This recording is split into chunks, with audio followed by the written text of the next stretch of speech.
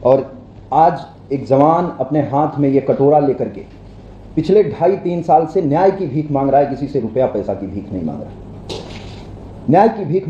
Hello नमस्कार, जय हिंद, वंदे मातरम। स्वागत करता हूं आपका आप जीतेंगे पर। दोस्तों, एक इंपॉर्टेंट आर्टिकल आपके लिए लेकर आया हूं। अब चूंकि बहुत से लोग इस चैनल पर पढ़ भी चुके हैं, बहुत से लोग इस चैनल को देखते भी हैं, आपको एक बात बता देता हूं कि फौज के लिए एक आर्टिकल आया है। बहुत ध्यान से आप आर्टिकल को 5 मिनट सुनना, आपके लिए यह जरूरी है। अगर आप भारत के नागरिक हैं तो, अगर आपका जज्बा है देश के प्रति, आपका जज्बा है डिफेंस फोर्सेस में जाने का, तो आपके लिए यह आर्टिकल है। आपको कुछ समझने की जरूरत है बाकी सारी चीजों से अलग हटकर, क्योंकि अटल बिहारी वाजपेयी साहब की एक बात याद रखनी है कि सरकारें आएंगी जाएंगी, लोग रहेंगे मरेंगे चले जाएंगे, मगर यह देश रहना चाहिए, इसकी संप्रभुता रहनी चाहिए। आज बात कुछ गंभीर है, इसलिए आपसे निवेदन करता हूं कि आर्टिकल को थोड़ा ध्यान से देखिएगा जो मैं बताने की कोशिश कर रहा हूं मेरे प्यारे भाई। देखिए, ये आम आदमी पार्टी के लीडर हैं, इनका नाम है संजय सिंह। ये भी लीडर हैं, ये आरजेडी के लीडर हैं, राष्ट्रीय जनता दल। इन दोनों लोगों ने फौज की वर्दी पहने हुए कुछ लोगों के साथ कल एक प्रेस कॉन्फ्रेंस करी है। जूता मत साफ करवाइए, हमसे बंदूक चलवाइए, हमसे बूट पॉलिश मत कराइए, हमसे ट्रे मत उठवाइए, हमसे वेटर का काम मत करवाइए, हम कोई वेटर नहीं है। और इन खाली इतने गुनाह के लिए कि इन्होंने इस बात का विरोध किया कि हमारे साथ नौकरों जैसा व्यवहार मत कीजिए, इनको भी सेना से बाहर कर दिया गया। और उस प्रेस कॉन्फ्रेंस में क्या हुआ है यह मैं आपको बताऊंगा, कि जिसका जवाब भारत की आर्मी को पहली बार जीवन में, भारत की आर्म्ड फोर्सेस को, इंडियन आर्मी को खुद आकर देना पड़ा है। ऐसी कौन सी प्रेस कॉन्फ्रेंस हो गई? यह आपको जानने की जरूरत है कि भारत की लड़ाई एक फ्रंट पर नहीं है, कई फ्रंटों पर होती है। लोग सत्ता के लालच में, कोई एक पार्टी की बात नहीं करता, सारी पार्टियां, लोग सत्ता के लालच में जब अपने जमीर से, अपने मुल्क से, मातृभूमि से सौदा करने लगे, तो वो किसी भी कीमत पर राष्ट्रभक्त नहीं हो सकता। यह आप ध्यान रखिएगा। देखिए, यह देश किसी को मना नहीं करता बड़ी पोजीशन पर जाने से, खूब पैसा कमाने से, बिजनेस करने से, लेकिन अगर आप राष्ट्र के ही खिलाफ हो जाएंगे तब आपको सबक सिखाना भी जरूरी है। और वह जनता का ही काम है, क्योंकि राष्ट्र चलता है जनता से, किसी को भी चुनती है उसको जनता चुनती है मेरे भाई। देखिए, ये नेता हैं, आपको पता है लंबे समय से ये सत्ता से बाहर हैं, कई सारे एलिगेशंस लगे हैं, ये लोग जेल भी जा रहे हैं, इनके मुख्यमंत्री भी जेल जा रहे हैं, कुछ भी हो रहा है। ये कुछ लोग हैं जो आर्मी की यूनिफॉर्म में बैठे हुए हैं, और इनके साथ एक प्रेस कॉन्फ्रेंस होती है और कहा जाता है कि सरकार आर्मी को बर्बाद कर रही है।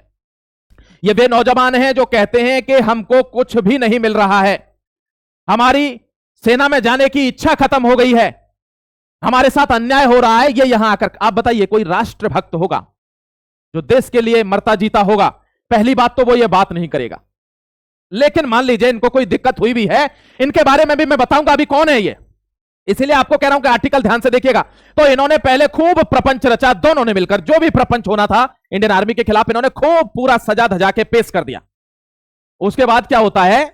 उसके बाद मेरे प्यारे भाई, आप जानते हैं कि आर्मी में एक चीज सबसे अलग है, और वो है आप आईएएस का एग्जाम देकर, पढ़ाई लिखाई कर आईएएस बन सकते हो, आईपीएस बन सकते हो, पीसीएस ऑफिसर बन सकते हो, लेकिन इंडियन आर्मी में अगर आपको जाना है, किसी डिफेंस फोर्स में जाना है, तो आपको मानक तय करने होंगे कि आप भाग सकते हो, क्या आप इतने मिनट में इतनी रेस तय कर सकते हो? क्यों इतने मिनट में ही? क्यों भाग तो कोई सकता है इतने मिनट में, इसलिए क्योंकि ये आर्मी का स्टैंडर्ड है, यानी डिसिप्लिन। ये जिंदगी का पहला स्टैंडर्ड होता है डिसिप्लिन, यानी आर्मी बनती है डिसिप्लिन से, और आर्मी बनती है एक टफ ट्रेनिंग से। अब मैं आपको बताता हूं मेरे दोस्त कि ये क्या प्रोपेगेंडा चल रहा था, जिस प्रोपेगेंडा को मैं यहां आपके सामने रख रहा हूं। आपको जानना इसलिए जरूरी है क्योंकि आपके घर में से भी कोई फौज में होगा, पुलिस में होगा, तो इस कॉन्स्पिरेसी के लिए वो भी आपके घर में कहेगा कि ये लोग फौज की बेइज्जती कर रहे हैं। फौज ने खुद आकर कहा है, मैं सबूत दिखाऊंगा। देखिए, इनमें से 3 लोग ऐसे हैं जो डिसिप्लिन के मानक पर फेल हैं, यानी वे फिट ही नहीं हैं। उनको ट्रेनिंग से पहले ही आर्मी ने निकाल दिया, मना कर दिया कि आप you are not fit at all. दूसरी बात, कुछ लोग ऐसे हैं जिन पर कोर्ट मार्शल है, जो धांधली में पकड़े गए हैं, और अगर कानून किसी को दोषी करार दे रहा है, आर्मी का कोर्ट मार्शल, आर्मी का लॉ, तो इसका मतलब उसने कुछ गड़बड़ी की है।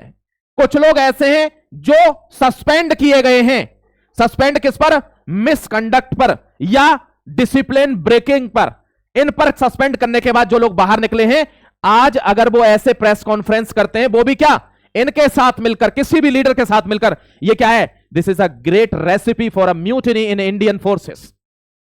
ये एक तरीका है कैसे इंडियन फोर्सेस को क्या करना है, अलग अलग बिखरा देना है। दोस्तों, ये किसकी वो है चाल? यह चाल होती है सीआईए की। सीआईए कहां का है? यूएसए का। यानी जब साम दाम दंड भेद कुछ भी काम ना आया तो क्या काम आया? फिर आया कि हम कू करवाते हैं। भारत में आज तक की तारीख में कू नहीं हुआ। जानते हो क्यों? क्योंकि राष्ट्र प्रेम इनमें कूट कूट कर भरा हुआ है। एसएससी जीडी में या दिल्ली पुलिस में, यूपी पुलिस में, सीआरपीएफ में, सीआईएसएफ में, आईटीबीपी में, असम राइफल्स में कोई भी बंदा जो जा रहा है उसके दिल में जज्बा भरा हुआ है फोर्स को ज्वाइन करने का। क्यों? क्योंकि वो देश को सर्व करना चाहता है, वो देश की सेवा करना चाहता है, ना कि महज सैलरी लेने के लिए वो वहां जा रहा है। सैलरी तो बाई प्रोडक्ट है, आप देश की सेवा करेंगे वो मिलेगी ही।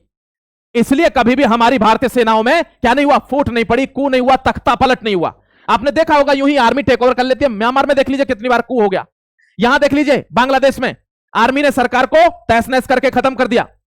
अब जब कोई ताकत काम ना आई तो लास्ट जो हथियार होता है वो क्या होता है? वो होता है कू। ध्यान रखना मेरे दोस्त, यही करवाने की कोशिश है। और इसका जवाब जब उन्होंने देखा कि ये तो इस तरीके से, तो अब मान लो जैसे इंडियन आर्मी है, कहीं कोई कमी बीसी हो गई, अरे कोई बात नहीं, घर में भी तो कभी कभार कमी बीसी हो जाती है। क्या है? तो देश क्या है? घर है। अगर कोई कमी हो गई तो उसके लिए हम नेता के बगल में जाके बैठ जाएंगे क्या? किसी के में XYZ कोई भी पार्टी का नेता हो, नहीं। भारतीय सेना ने हमेशा अपने आप को उस गर्वान्वित जगह पर रखा है कि वो कभी भी पॉलिटिक्स में नहीं फंसी है। और यही हमारी पहचान भी है। सीआईए ने खूब घोड़े खोल लिए लेकिन हम कभी भी राजनीति में इन्वॉल्व नहीं हुए। मैं आपको एक चीज और बता देता हूं कि इस चीज का जवाब देने के लिए कि आर्मी डिसिप्लिन से बनती है, आर्मी ट्रेनिंग से बनती है, ये जो प्रोपेगेंडा तुम चला रहे हो उस प्रोपेगेंडे को हम जानते हैं। देखिए ना, इसका असली रूप देखिए ना। यहां पर ये क्या है? ये वही कॉकरोच पार्टी है कि जो 3 दिन के अंदर कहां पहुंच गई? 16 मिलियन पर। आपको एक बात बताऊं, रिपोर्ट बताता हूं आपको एनआईए की।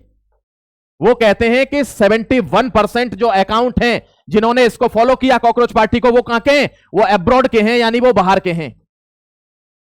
बाहर के हैं। ऐसी बात नहीं है कि देश में नौकरी नहीं है, नौकरी देश में कम है, यह बात सत्य है। जनसंख्या बहुत ज्यादा हो गई है। ऐसी बात नहीं है कि यूथ में कोई नाराजगी नहीं है, नाराजगी है, वे परेशान भी हैं, वो कभी अपनी सरकार को उल्टा सीधा बोलेंगे भी, उनका हक है, बोलेंगे, देश में रहते हैं, उनका हक है। लेकिन ये जो पार्टी में लोग जुड़े हैं, ये 71% लोग कहां के हैं? ये बाहर के लोग हैं, ये मिशनरीज लोग हैं।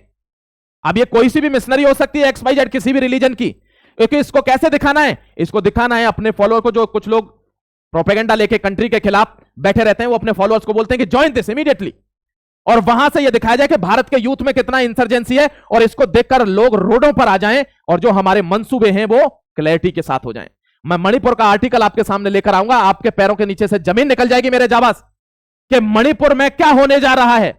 मैं दिखाऊंगा आपको न्यूज में। देखिए, फिलहाल उन्होंने जब चेहरा हटाया तो यह कॉकरोच पार्टी कहां से निकली? यहीं से निकली, क्योंकि इसके बाद सेम है जैसे उस टाइम पे थे कि कोई वीआईपी कल्चर नहीं रहेगा, कोई बड़ी गाड़ी में नहीं चलेगा, किसी के पोस्टर नहीं लगेंगे रोड पर। बाद में क्या हुआ? शीश महल बन गया, कई हजार करोड़ के घोटाले हो गए। आपके सामने सब कुछ, अलग से कुछ नहीं है इसमें। तो यह भी उसी पार्टी का नजरिया था। अब यहां पर इंडियन आर्मी निकल कर आती है, एडीजी इंडियन आर्मी, यह निकल कर आती है और ऑफिशियल बयान देती है कि अफवाहों से बचें, फेक न्यूज से बचें। Social media about Indian army जो सर्कुलेट हो रहा है इंडियन आर्मी की बारे में सोशल मीडिया पर, it is also brought to notice that there are 2 individuals namely Chandu and Chavan. 2 individual हैं, Chandu and Chavan, and HK Yadav, who were dismissed from service due to poor discipline and unsoldierly conduct। बदतमीजी और discipline न होना, इसकी वजह से ये लोग इसमें से बाहर निकले थे। नाम भी दिया इंडियन आर्मी ने, चंदू, चवन एंड HK यादव। वो नेता की बगल में बैठे पूरे इंडियन आर्मी को, मतलब इंडियन आर्मी इतना डिसिप्लिन कैडर है, उसको ये 3 लोग रिप्रेजेंट कर रहे हैं जो बाहर हुए हैं किस पर? इनडिसिप्लिन पर। ये इंडियन आर्मी को सफाई देनी पड़ी भाई साहब। क्यों? क्योंकि इंडियन आर्मी जानती है इस समय पार्टियां ऐसी हरकत पर उतरी हुई हैं कि आर्मी में भी सेंध लगाना चाहती हैं। आप लिखना कमेंट सेक्शन में आपका क्या मत है। They have been spreading fake malicious messages and videos on social media. Do not fall for their propaganda and guard against misinformation। देखिए, साफ कहा है इन्होंने कि इस मिस इन्फॉर्मेशन में फंस मत जाना आप। हम इंडियन आर्मी से बोल रहा हूं, एडीजी। देश कहां जा रहा है? Attempt to malign forces image army on press conference video with man in uniform. लोगों को यूनिफॉर्म में बैठाकर प्रेस कॉन्फ्रेंस कराई जा रही है आर्मी की इमेज खराब करने के लिए। यह हमको समझने की जरूरत है, हम इस बात को समझ नहीं रहे। जानते हो क्यों? क्योंकि अब कोई हथियार काम नहीं आ रहा। यह बंदा आया है, यह कहां उतरा है? इसको दिल्ली में उतरना था, यह कहां उतरा है? कलकत्ता में। यह कौन है? यह मार्को रूबियो है, सिक्योरिटी एडवाइजर यूएसए और स्टेट सेक्रेटरी यूएसए। जो अजय डोभाल साहब अपने आए, वही इसकी इमेज है वहां पर। उसके बाद ये मिलता भी है अपने काउंटर पार्ट से, और मिलता कलकत्ता क्यों गया? क्योंकि इसको चर्च जाना था। आपको पता है भारत में भयानक तरीके से क्रिश्चियन मिशनरीज फैले हुए हैं, भयानक तरीके से। आप कभी डेटा देखेंगे तब आपको समझ में आएगा, अभी समझ में नहीं आएगा ऐसे। और देखिए एक चीज बता देता हूं, ऐसा क्यों हुआ? क्योंकि वो समझ गए हैं कि मणिपुर में बहुत बड़े भंडार हैं। किसके? ऑयल के, मिनरल्स के बहुत बड़े भंडार हैं। अब जो हम हॉर्मुज के चक्कर में यहां जो तानातानी हो रही है, 100 के ऊपर तेल चला गया, क्यों चला गया? क्योंकि हम बाहर पर डिपेंड हैं। कभी भी सरकारों ने यह देखा ही नहीं कि अपने यहां भी तो पॉसिबिलिटी हो सकती है, कभी एक्सप्लोरेशन नहीं किया। आज अंडमान और निकोबार में 20 ट्रिलियन की वैल्यू का ऑयल हमारे पास है, 20 ट्रिलियन। वही अंडमान निकोबार जिसको पुरानी सरकार ने कह दिया था कि यह दूर दराज का इलाका है, उतना कोई खास नहीं, घूमने फिरने के लिए ठीक है। यह वही अंडमान निकोबार है जहां दुनिया की सबसे बिजी रूट यानी स्टेट ऑफ मलक्का पर भारत की ट्राई कमांड बैठी है, Indian air force, navy and Indian army. यह वही अंडमान निकोबार है जिस पर सुभाष चंद्र बोस ने आजादी का सबसे पहला झंडा गाड़ा था। इसको नेग्लेक्ट कर दिया गया। आज 20 ट्रिलियन की वैल्यू का तेल यहां पर है। यही सेम रिजर्व्स हमारे पास मणिपुर में है। लेकिन जानते हैं लोग मणिपुर में क्या होगा? मणिपुर का रास्ता कहां से जाता है? कलकत्ता से होकर। तो और मार्को रूबियो कहां उतरेगा? कलकत्ता। क्रिश्चियन मिशनरीज क्या होंगे? एक्टिव होंगे। और वहां जाकर क्या होगा मैं आपको बता देता हूं। देखिए एक चीज इससे भी दिक्कत है, जम्मू कश्मीर इतना फ्लरिश हो गया है कि पाकिस्तान का प्रोपेगेंडा ध्वस्त होता जा रहा है। अब जम्मू कश्मीर को पीओके से लोग कंपेयर करके बता रहे हैं कि वहां की क्या स्थिति है, यहां की क्या स्थिति है। तो पाकिस्तान का प्रोपेगेंडा खत्म हो जाएगा जम्मू कश्मीर के डेवलपमेंट के साथ। यह भी एक दिक्कत है अमेरिका को। क्यों? क्योंकि वो उसकी गोदी में है। आपको बता दें कि yet another oil spill reported in Manipur. बहुत बड़ा भंडार मणिपुर के पास है। लेकिन अमेरिका कभी भी यह नहीं चाहेगा कि भारत आत्मनिर्भर हो जाए, इसके यहां तेल बनाने लगे, तेल एक्सप्लोरेशन हो जाए। और अगर इनके पास अगर ऐसी चीज आ गई तो डॉलर का क्या होगा? हम तेल का इतना बड़ा व्यापार बाहर से क्यों करेंगे? यह भारत के बंदों को समझने की जरूरत है। इसलिए कलकत्ता में उतरा, क्रिश्चियन मिशनरीज को अलर्ट किया, और उसको अलर्ट करने के बाद अब मणिपुर में क्या होगा? स्टॉप पेट्रोलियम एक्सप्लोरेशन इन मणिपुर। यह प्रोटेस्ट के लिए भाड़े के लोग हमेशा तैयार रहते हैं, 2-4 हजार हर स्टेट में। यही तो सीआईए का काम है। उनका प्रोजेक्ट क्या है? यही प्रोजेक्ट है कि कहीं छोटा सा भी मौका मिले 2000 लोगों को रोड पर खड़ा कर देना है, जिससे सरकार को, देश को गड्ढे में ले जाया जा सके, वहीं के वहीं काम रुक जाए।